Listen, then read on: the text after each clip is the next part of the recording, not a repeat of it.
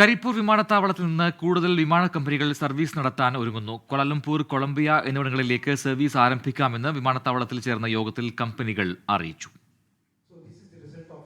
Airport director, എംപിമാർ, വിമാന company പ്രതിനിധികൾ തുടങ്ങിയവർ പങ്കെടുത്ത യോഗത്തിലാണ് കരിപ്പൂരിൽ നിന്ന് കൂടുതൽ സർവീസുകൾ ആരംഭിക്കണമെന്ന ആവശ്യം ഉയർന്നത്. കണക്കുകൾ നിരത്തി ഇക്കാര്യം എംപിമാരും എയർപോർട്ട് ഡയറക്ടറും അവതരിപ്പിച്ചു. യോഗത്തിൽ എയർ ഏഷ്യ ബെർഹാഡ് കരിപ്പൂരിൽ നിന്ന് ക്വാലാലംപൂരിലേക്ക് സർവീസ് ആരംഭിക്കുമെന്ന് അറിയിച്ചു.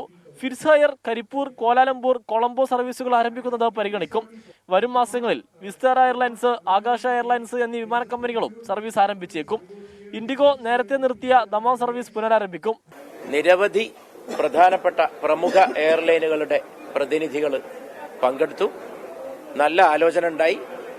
തൊട്ടടുത്ത ഭാവിയിൽ എന്ന് പറഞ്ഞാൽ തൊട്ടടുത്ത മാസങ്ങൾക്കിടയിൽ തന്നെ പല പ്രധാനപ്പെട്ട സർവീസുകളും തുടങ്ങാനുള്ള ഒരു അന്തരീക്ഷം ഈ യോഗത്തോടുകൂടി തെളിഞ്ഞിട്ടുണ്ട്.